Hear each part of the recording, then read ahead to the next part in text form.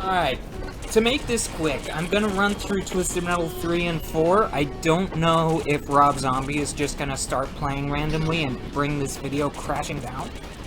So, Twisted Metal 3, 1998. Twisted Metal 4, 1999. Main articles, Twisted Metal 3 and Twisted Metal 4. Format, specifically PlayStation. Don't think they re-released it in digital. I would have to check to know for sure. But, okay, after a contractual dispute with SingleTrac, Twisted Metal development duties were handed over to Sony's in-house development team, 989 Studios. The Twisted Metal title, developed by 989 Studios, were fundamentally different as the code base was completely rewritten. There's a period there. Sony introduced advanced physics simulation and AI techniques to the series.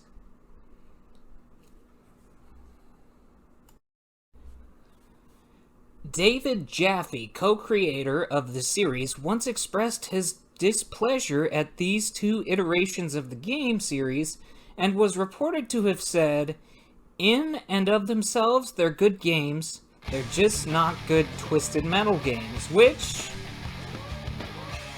yeah, I can kind of follow that logic. It's... couldn't say, how he took it, but if the series got taken away and given to another in-house team, yeah, the only reason, well, I don't know, maybe I would have liked these games otherwise, but I have a nostalgia for 4 because I used to play it with a friend, and then I got a copy of it, and I've played it since, and it's not terrible for my nostalgia. This brings us to 2001 and Twisted Metal Black. The main article, Twisted Metal Black. Format, PlayStation 2. If you notice any graphic things, I wasn't gonna go get the cables for my PS2, so I just used my PS4 instead. So it may look better. I ran into the problem where the PS2 is just, you can't see anything, and it's not just because I played it without my glasses. Anyway, after developing several non-Twisted Metal vehicular combat games for GT Interactive, I'll interject there and say one that SingleTrac worked on after is Rogue Trip for the PlayStation 1, which is kind of, if I'm not mistaken, a spiritual successor to the Twisted Metal series, even though I only found it in a game store by chance and just looked up the history, and there we are. I lie. I watched a YouTube video about it. But, a large number of SingleTrac employees left the company to form a gaming studio, Incognito Entertainment. Reading sucks. And signed with Sony. Naturally, Sony offered them the opportunity to develop a new Twisted Metal title, and their first game was Twisted Metal Black for the PS2. The game is darker in atmosphere and departed from the style of previous games. The more mature content that some of the endings contained led to the removal of the FMV sequence from the European version. I get that, yeah. No, some of it, yeah. I had to think about that for a second. I'm gonna jump through these other ones. I don't have the game to get footage for, so we'll jump into Twisted Metal Head-On, 2005. Main article, Twisted Metal Head-On.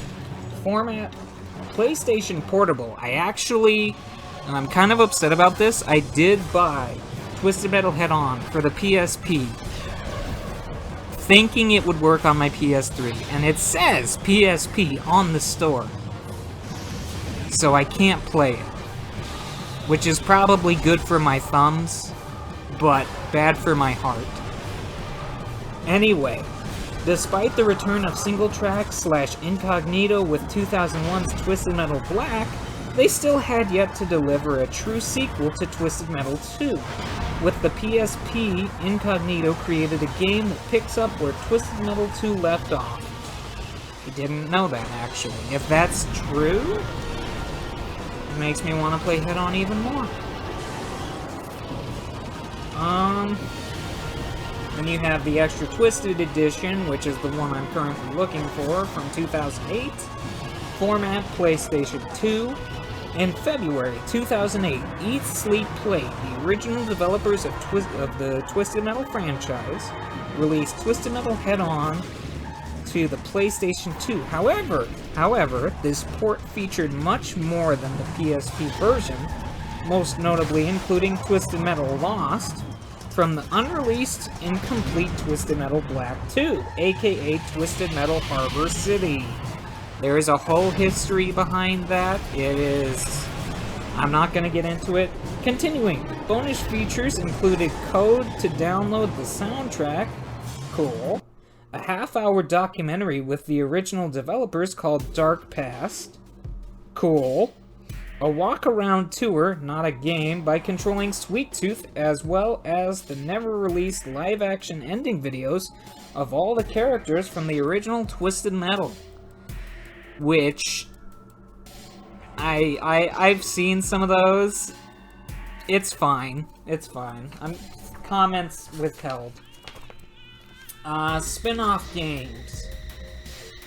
I do not have this one either, so we're just gonna continue with the Twisted Metal Black thing. Twisted Metal Small Brawl in 2001. We're jumping back a little bit. Format, PlayStation. Instead of delivering a PS2 follow-up to Twisted Metal Black, Incognito took an unexpected turn and developed Twisted Metal Small Brawl for the original PlayStation. A Twisted Metal aimed at a younger audience that featured radio-controlled toy cars instead of full-sized vehicles. That's an edition that I want to own, just for the sake of my collection, but it's crazy that was, according to this, released the same year as Black.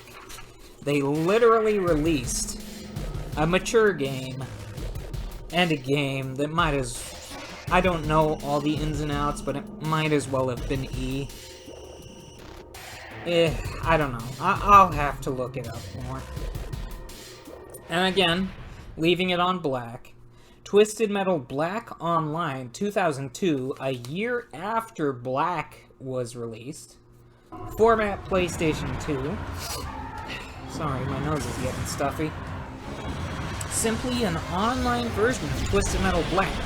A free copy could be obtained by mailing in a card that came packaged with the PS2 on network adapter. I'm not going to read all that because I don't know what that is.